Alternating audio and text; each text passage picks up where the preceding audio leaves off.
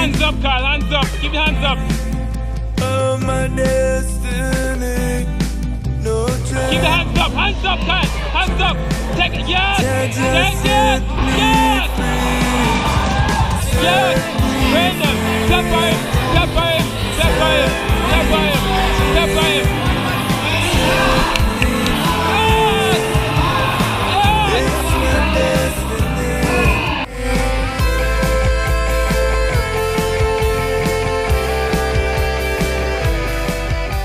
Welcome. We recently interviewed a promoter for a CUF event, that's CUF 10, CUF being the Caribbean Ultimate Fist Fighting. It was held at the Woodbrook Youth Facility. Now, we are actually lucky to be chatting with Kyle Chin via Skype, one of the contestants.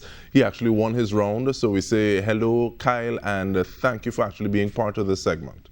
All right, thank you for having me. Appreciate it. So, talk to us a little bit about your feelings in terms of the actual contest. Well, I mean, I'm elated. I'm over the moon. I put a lot of training into preparing for this fight. It was a dangerous opponent. So to get the win, especially in the way that I did, which was by first round knockout, it was just immensely overwhelming. I was just over the moon. I didn't know what to do it myself. So I was just hanging off of the cage, just screaming. But I mean, a lot of work went in. The event itself was a great event. We were well taken care of by Adam and the promotion. So I feel really good. I feel really good about the experience overall. All right, so I actually know of you from UWI Mona.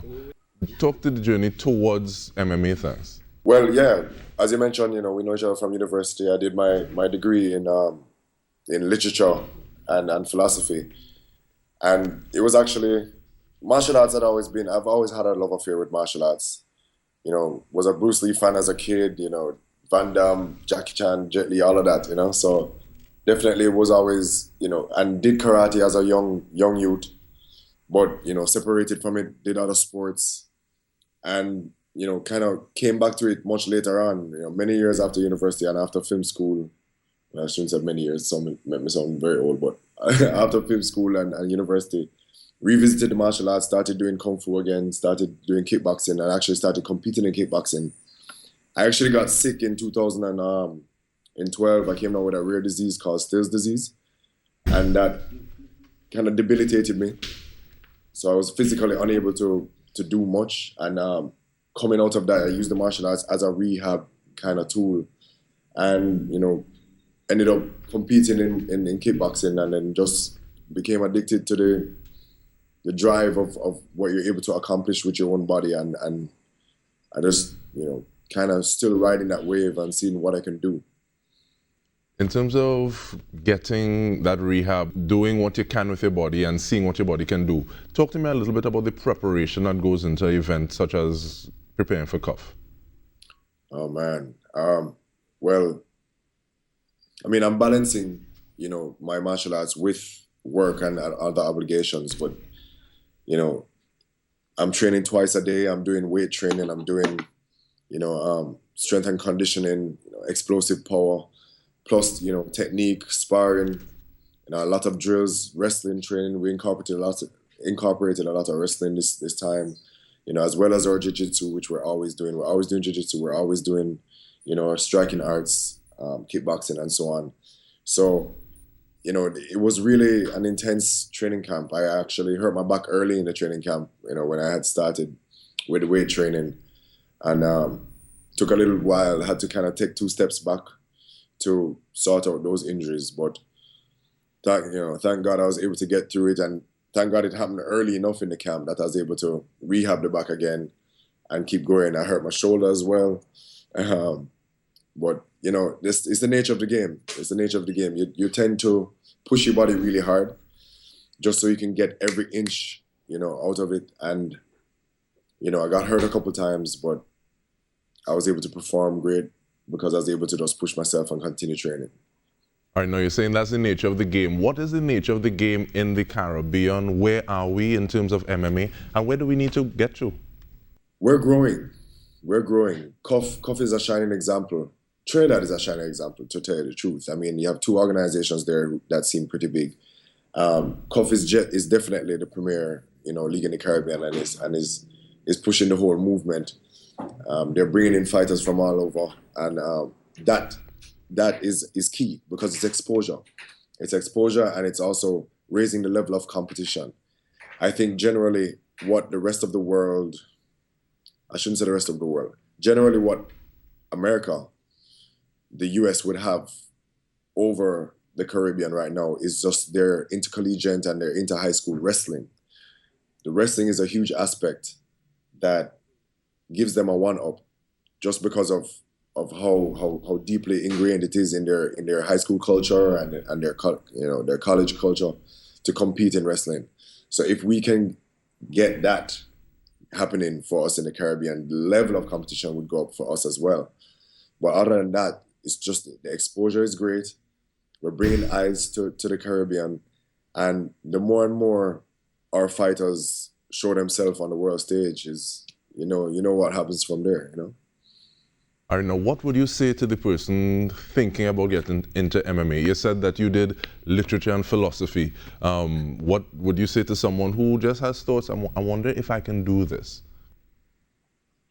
Well, I would say you need to love it. Like, you need to absolutely love competing. You need to absolutely love training and pushing your body. And you need to know your why. Like, everybody has their own why. Some people hold it close to their heart and don't tell other people, like myself. Like, I kind of have my why and I'm not really going to tell everyone. But, or you can be the person who needs to share your why. But the point is you need to know why you're doing it. You need to understand that it's an extremely difficult commitment to make, and it is a commitment. And there are going to be a lot of, rocky roads to overcome. But at the end of the day, if you love it, then you're doing what you love, and that's its own payment. Fabulous. Now, you spoke about MMA not being the only thing you do. You spoke about having a job. You also spoke about film school. Talk to me about you and film. Well, I always loved film. Film has always impacted me. Movies have always impacted me, as I had mentioned. And I've always been kind of hypnotized by the power that movies have to affect human emotions and to influence thought. So I'd always loved that power and kind of wanted to wield that power for myself. So, right after university, started working in the office and so on, and got a call from a producer who had seen a little work I did for a 6-week mini DV filmmaking course. And he called me and said, we're shooting a movie called Better Must Come. Do you want to be a PA, a production assistant on the film, for 8 weeks?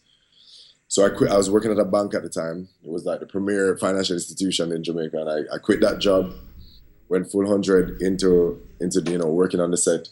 And that's kind of the person I am. I dedicate to things. Once I decide I'm going to do something, I jump straight into it. So, did that movie, worked on that movie, worked on a couple, and I was freelancing for about a year, and then got the opportunity to go away to film school in California. Went away, did film school, even worked there for a little bit, for basically half a year, not very long. But thankfully got the opportunity to work on some movie sets and some national commercials and stuff like that. And came back home, been working freelance. I started my own, production company, and I'm, balancing it out. Now, you've had that experience both home and abroad. What are some of the challenges to film in the Caribbean? Well, truth be told, the main challenge that we have is distribution. That is the number one thing that separates us from other regions. In that one state in California, one state in America, California alone, has more theaters, more cinemas than the entire Caribbean.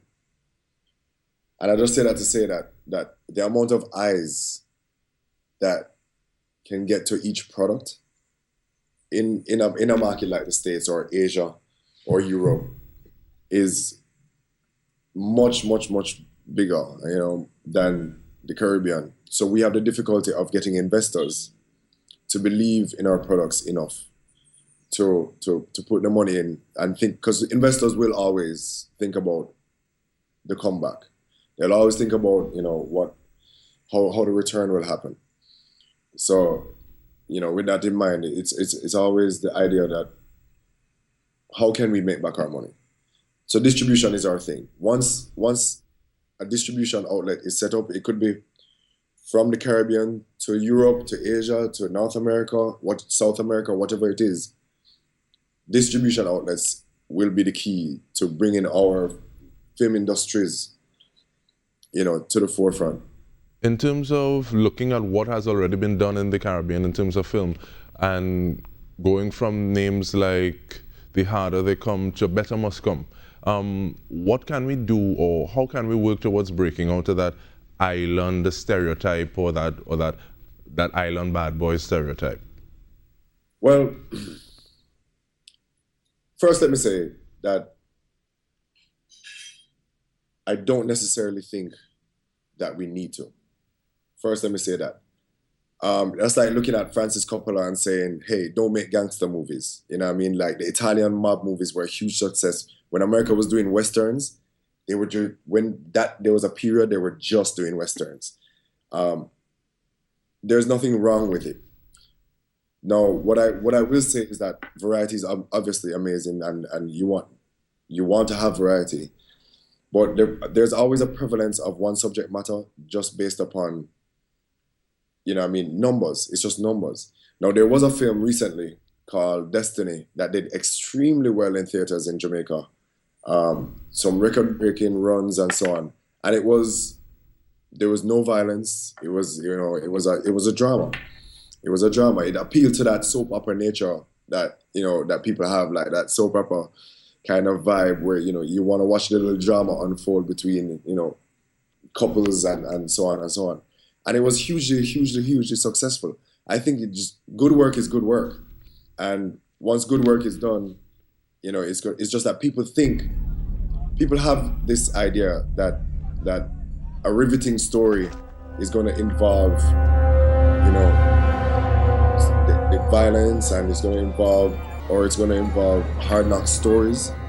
And the truth is, when you look at the examples of, you know, what wins Oscars and or what makes a lot of money in Hollywood, that's where you see those, you know, those trends come to life. I mean, blockbusters in Hollywood are action films. It's all right, Randy. Everything is okay. So what's next on the cards for you, Kyle? Just keep doing what I'm doing. Keep fighting, keep shooting films, you know, keep growing. All right, so thank you so much for taking the time to share with us your thoughts on a true Renaissance man, in terms of like the MMA front, film front, and just some of other things that you're thinking about in general. Have a good day, man. Take care. Big up Trinidad.